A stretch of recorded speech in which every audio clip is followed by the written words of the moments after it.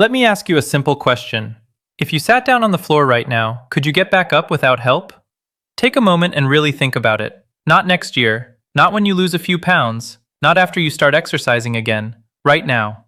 Because for millions of people over 60, that simple question is surprisingly difficult to answer. And here's what's interesting. Many health experts believe your ability to get up from the floor says more about your future independence than most people realize. It's not just about strength, it's not just about flexibility, it's about balance, mobility, confidence, and your ability to move through everyday life without fear. Think about it. Playing with grandchildren, working in the garden, picking something up from the floor, stretching after a long day. All of these moments depend on one thing: your ability to get down and get back up again. The problem is that many people slowly lose this skill without noticing. Year by year, they avoid sitting on the floor. Then they avoid activities that require bending. Then one day, they realize they're afraid of getting stuck. And that's when independence begins to shrink. But here's the good news. Getting off the floor is a skill, and like most skills, it can often be improved. Today we're counting down 5 simple techniques that can make standing up easier, safer, and far less intimidating. Some of these methods are used by physical therapists. Some are recommended by mobility specialists, and the number one technique combines everything into one simple movement pattern. Let's begin with number 5. Number 5, the hand press method. At first glance, this technique looks almost too simple to matter, but don't let that fool you. Sometimes the smallest adjustments create the biggest changes. When most people try to stand from the floor, they rely entirely on their legs. The knees strain, the hips work overtime, the lower back joins the struggle, and suddenly a simple movement feels exhausting. The hand press method changes that by allowing your arms to share the workload, and for many older adults, that's where confidence begins to return. One of the biggest reasons people struggle to get off the floor isn't because they're weak, it's because they're asking the wrong parts of the body to do all the work. When you rely only on your legs, your knees, hips, and lower back are forced to handle nearly everything at once. And if any of those areas are stiff, sore, or simply not as strong as they used to be, standing up can feel frustrating. That's where the hand press method comes in. Instead of depending entirely on your lower body, you use your hands and arms to help lift some of your weight. Think of it as giving your legs a helpful teammate. Here's how it works. Sit on the floor with your knees bent and your feet flat. Place your hands beside your hips. Now press firmly through your palms while shifting your weight slightly forward. As you do, bring one foot underneath you and begin pushing yourself upward. The goal isn't to jump up quickly. The goal is to move smoothly and confidently.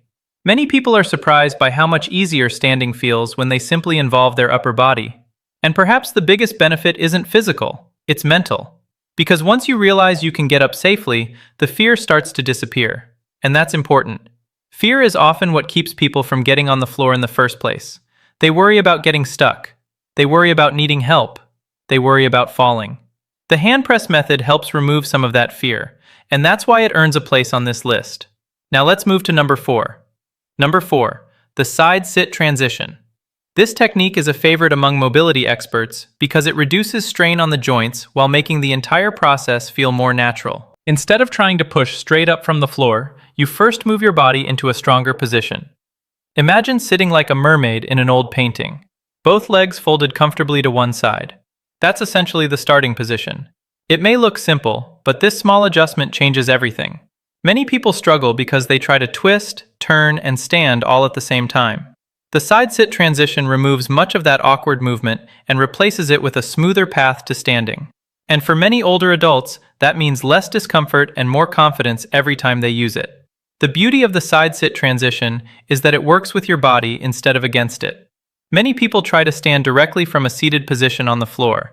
They twist awkwardly, they push too hard, and they place unnecessary stress on their knees and hips.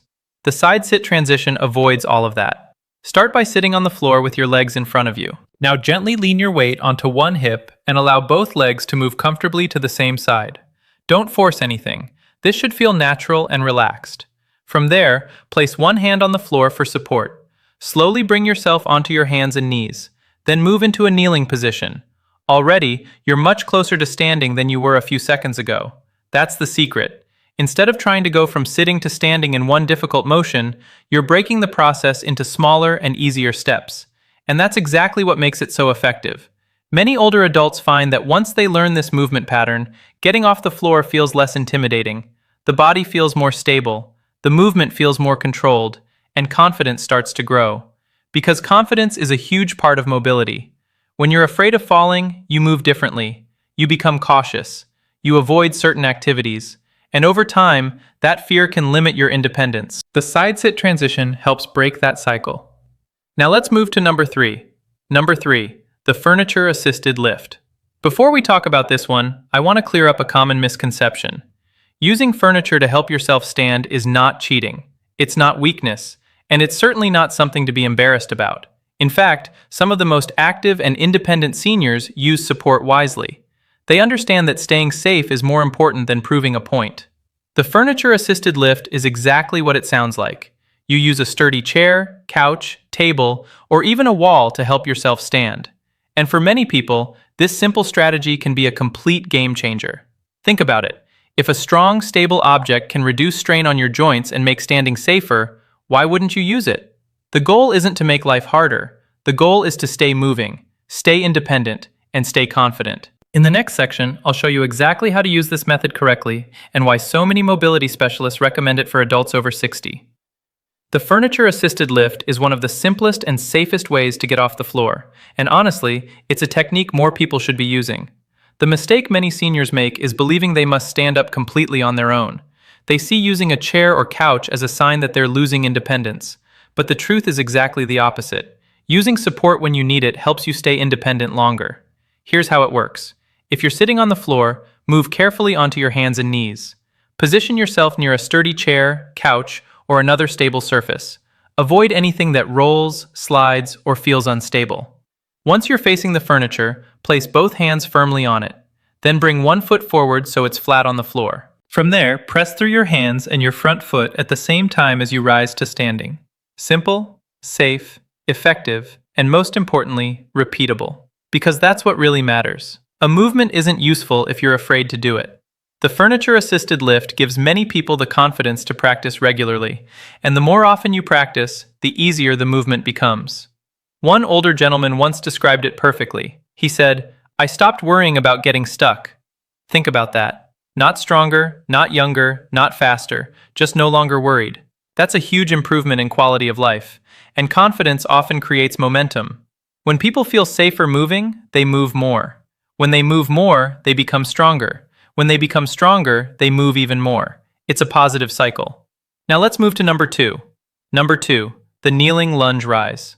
We're getting into the most powerful techniques now, because this one doesn't just help you stand up, it helps rebuild the strength needed to stand up. The kneeling lunge rise starts from a simple position, one knee on the floor, one foot planted firmly in front of you. From there, you push through your front leg and rise to standing. It sounds simple, but don't underestimate it. This movement targets some of the most important muscles involved in independence after 60. Your hips, your thighs, and especially your glutes. These muscles help you climb stairs, get out of chairs, walk confidently, and of course, get off the floor. The problem is that many people gradually lose strength in these areas without realizing it. Not because they're doing anything wrong, but because modern life simply doesn't challenge those muscles enough. The kneeling lunge rise changes that. It teaches your body how to generate power safely from a low position. And that's exactly why so many therapists include it in mobility programs for older adults. In the next section, I'll show you how to perform it correctly and why many people notice improvements in just a few weeks. Now let's talk about how to perform the kneeling lunge rise safely. Find a comfortable surface such as a carpet, exercise mat, or even a folded blanket. If you're just starting out, keep a sturdy chair or wall nearby for support. Begin by kneeling on both knees. Then bring one foot forward and place it flat on the floor in front of you. Your front knee should be bent comfortably, almost like you're preparing to take a step forward. Now place your hands on your front thigh, or use a nearby chair if you need extra balance. Slowly push through your front foot and rise to standing. Move at a pace that feels controlled. There's no prize for rushing. The goal is to teach your body how to stand efficiently and confidently. Then slowly reverse the movement and return to kneeling. One of the most important parts of this exercise is breathing. Many people hold their breath without realizing it. Instead, try exhaling gently as you stand and inhaling as you lower yourself back down. This helps keep the body relaxed and stable throughout the movement. Another helpful tip is to alternate sides. Don't always use the same leg. Practice with your right foot forward and then your left. Balanced strength creates balanced movement, and balanced movement creates confidence. Many older adults are surprised by how quickly this exercise begins to help. What feels difficult during the first week often feels much easier after a few weeks of consistent practice. And that's encouraging, because it reminds us of something important. Our bodies are capable of adapting at almost any age. Now we've reached the final and most powerful technique on today's list. Number 1. The sit to kneel to stand method. This is the method that brings everything together. Not just strength, not just balance, not just mobility, everything. Many movement specialists consider this one of the most practical skills an older adult can learn because it breaks a difficult task into several simple steps. Instead of trying to jump straight from sitting on the floor to standing, you move through a natural sequence. Each position prepares you for the next. Each movement makes the next movement easier. And that's exactly why it works so well. One woman in her 80s avoided sitting on the floor for more than 10 years because she was afraid she wouldn't be able to get back up. After learning this method and practicing regularly, she was able to sit on the floor and play with her great-grandson again. For her, it wasn't just about movement. It was about freedom. It was about confidence. And it was about getting a part of her life back. In the next section, I'll show you exactly how the sit to kneel to stand method works and why it has become the #1 technique on this list. Now let's walk through the sit to kneel to stand method step by step. Don't worry, you don't need special equipment, you don't need exceptional flexibility, and you certainly don't need to be an athlete. All you need is a little patience and a safe place to practice. Start by sitting comfortably on the floor with your knees bent and your feet flat. Step 1. Move into a side-sitting position. Slowly shift your weight onto one hip and allow both legs to move to the same side. If you've been following along, you'll recognize this from the side-sit transition we discussed earlier. Take your time. There's no rush. The goal is smooth movement, not fast movement. Step 2. Move from side-sitting to kneeling. Place one hand on the floor for support. Use that hand to help bring yourself onto your hands and knees. Then slowly raise your body into a kneeling position. At this point, many people are surprised by how much easier standing already feels. That's because you've removed the hardest part of the movement. Step 3. Move from kneeling to standing. Bring one foot forward and place it flat on the floor. Use your hands on your thigh or a nearby chair if needed. Then gently press through that front foot and rise to standing. That's it. 3 simple steps. Sit, kneel, stand. The beauty of this method is that every position prepares you for the next one. Instead of forcing your body through one difficult movement, you're guiding it through a series of easier movements. And that's exactly why so many people find it effective. One retired grandfather described it perfectly. He said, "For the first time in years, I wasn't afraid of sitting on the floor anymore." Think about what that means. Not being afraid to play with grandchildren, not worrying about gardening, not wondering whether you'll be able to get back up. That's more than mobility. That's freedom. And freedom matters. As we get older, many people focus only on living longer. But what most of us really want is to live better, to stay active, to stay capable, to stay independent.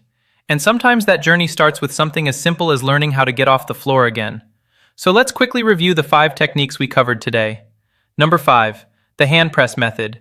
Use your arms to share the workload and reduce stress on your joints. Number 4, the side sit transition. Position your body more efficiently before standing. Number 3, the furniture assisted lift. Use stable support to make standing safer and easier. Number 2, the kneeling lunge. Rise. Strengthen the muscles that help you stand confidently. Number 1, the sit to kneel to stand method. Combine everything into one smooth, natural movement. Remember this, getting older doesn't automatically mean giving up mobility. Many people lose confidence long before they lose ability, and confidence can be rebuilt. Start small, practice safely, stay consistent, and give your body the opportunity to surprise you. Because the next time you find yourself sitting on the floor, you may discover that standing up is much easier than you ever imagined. Take care of yourself, keep moving, keep believing in what your body can still do, and I'll see you in the next video.